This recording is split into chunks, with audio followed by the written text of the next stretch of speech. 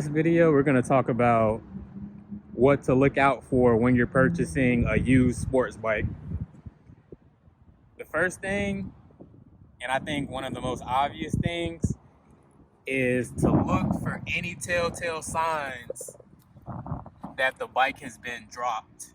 I personally broke these bearings myself by dropping the bike, but the bike was already dropped before I owned it.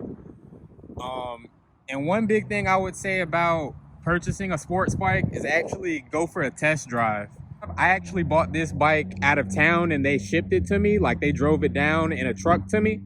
And I never saw it before I purchased it. I never test drove it. And that's a big thing when buying a used sports bike, because these bikes are actually ridden very hard. They're ridden in a style that is very aggressive.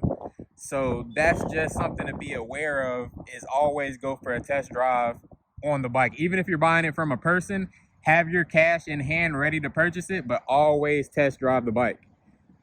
Another thing about dropping or having accidents or crashes, you want to inspect the frame. You want to make sure there's no cracks on the actual frame itself. You want to make sure the frame is completely intact, because the bike is pretty much 100% garbage if the frame is cracked or there's any type of significant damage to the structure of the frame.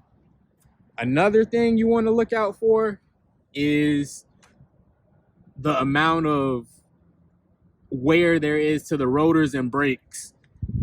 It's not a big deal, but it's just something to be cognizant of when you're purchasing a bike, because that's one more thing you would have to fix.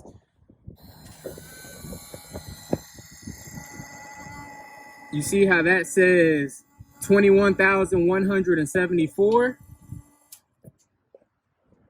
That's not the original tachometer.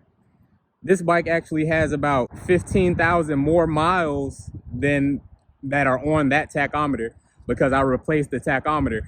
And that's one big thing that you have to be very cognizant of.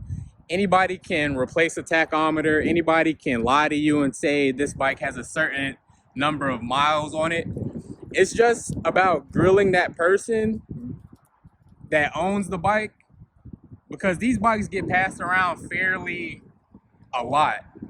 So if you're buying it from an individual, 9 times out of 10, a lot of the stuff that's done with the bike was done by them or done by the previous owner. So I would just grill them, and just, if they're not a good liar, you're gonna be able to get it out of them and put 2 and 2 together to say, okay, this is why you're selling it for this much and it has this mileage. It's very easy to swap a tachometer and make it say something that doesn't reflect the actual miles on the engine. Just be cognizant of that. Another thing I'd say is be aware of any recalls on the model bike that you're buying. This is a 2006 GSXR 1000. When I bought it, it had a couple different recalls on it. One was for the frame. The frame was light and could be easily cracked. Another was for the front brakes. So, and the thing was, I actually bought this bike from a dealership, and they didn't give me any knowledge of the fact that it had active recalls on it. I had to actually take it to a shop. And when you have active recalls on your bikes, the manufacturer has to fix it for free. So you can take it to a Ride Now or any type of certified mechanic, and the manufacturer, in this case Suzuki, will pay to have it repaired. In this case, they had to epoxy my frame to make it stronger, and there wasn't anything wrong with my front brakes. But it's just a good thing to be aware of any type of recalls on the bike, the year, the model that you're buying. Another thing to be aware of when you buy a used sports bike is the tires. And one big thing that you can tell with the tires is how much lean angle and how aggressive they were riding the bike.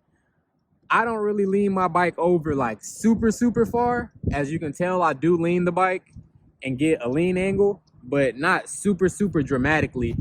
But as far as the wear with the tires, that's something to be cognizant of. Were they elbow dragging at 70 miles an hour, or were they just kind of being soft on the bike? And obviously the main thing is the wear, the actual wear on the bike, the bike's tires. Because like I say, with brakes, it's not a big deal. It's just something to be aware of. Okay, I need brakes. Okay, I need tires. Okay, whoop, whoop, whoop, whoop. You know what I'm saying? And while on that subject, I'd say take a look at the sprockets and take a look at the chain. You want to look for any abnormal wear. You want to look for any missing teeth on your sprockets. And what type of sprockets are there? You know, you have steel sprockets, which I have on here. These are steel Vortex sprockets. And then they have like aluminum sprockets, and they have different hybrids. Steel is gonna be the most robust. It's gonna last the longest. But that's just something to be cognizant of. Make sure that the chain and sprockets are intact, because you don't want, you know, it's not a big deal, like I say, like the brakes and the tires, but it's just another thing to be fixed just in case. And all of these things, like the main things about tires, about brakes, about chain and sprockets, they're all negotiating points when you're talking to the seller or you're talking to the dealer. When you bring up these points and they're valid points, they're good negotiation points. Another thing to be aware of is any type of modifications. Power commander, multifunction hub, ignition module. Were these things done correctly? And who were they done by? I would just take the time to basically try to get it out of the seller, especially if you're buying from an individual seller. Just ask them who they got it tuned by. Ask them what's all done to it, if there's multiple maps. And if you're really savvy, just get your computer and actually look what type of map is on your bike, because you don't want to buy a bike with, let's say, nitrous, and you flip the switch to activate the nitrous and you blow the motor up because the tune was garbage. Another thing to be aware of is, you can't really see it because my bike isn't straight, but watch the oil levels, because if you overfill a motor that's making noises, that's funny, or anything like that, a seller can actually try to hide and muffle those noises by overfilling the oil. Also, overfilling the oil is more strain on your motor. It's harder for your motor to be efficient. These are just things to look at. And maybe it's running low on oil, and an oil change, that's another point. Just like the tires, the sprocket and chain, the brakes, it's another point that you're gonna have to maintenance if it needs oil. Those are the main points. I'd say just be aware, because a lot of people are going to tell you, oh, there's nothing wrong with this bike, but most people sell their bikes because there is something wrong with it, and they're tired of putting money and time and effort into it.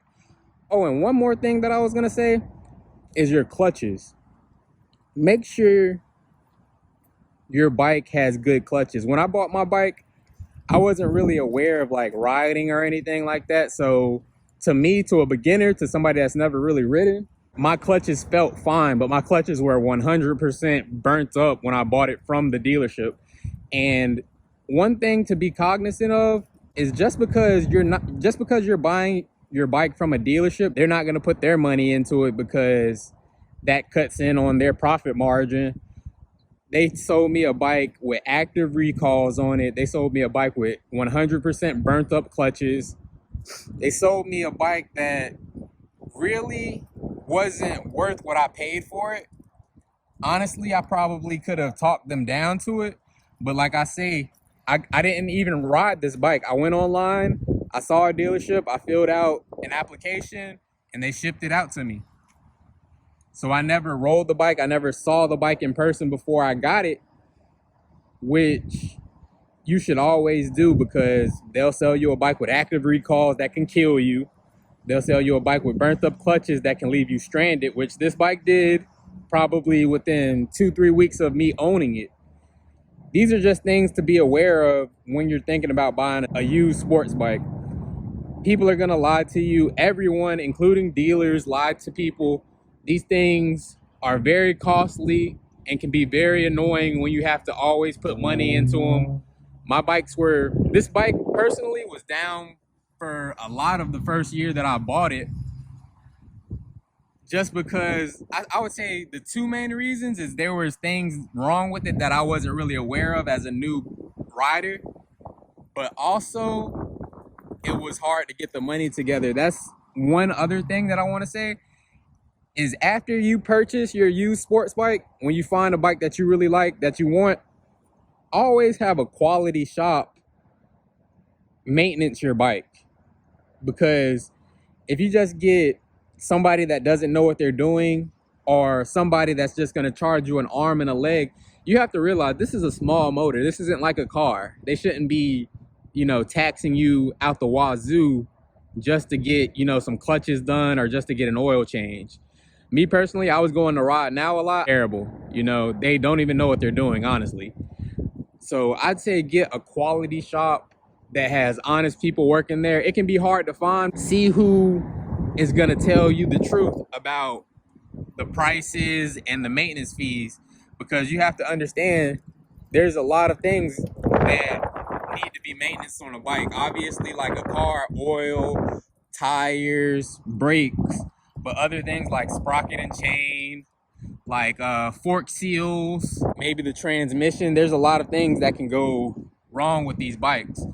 And if you're like me, I'd rather my car be broken than my bike. I love riding. I love having fun with these bikes. Understand the complete cost of ownership once you own one of these bikes. It's easy to get duped. It's easy to get finessed into buying a bike that's 100% a piece of garbage. And one thing I'd say too is go look at multiple different bikes in your area if you're really serious about purchasing a used sports bike.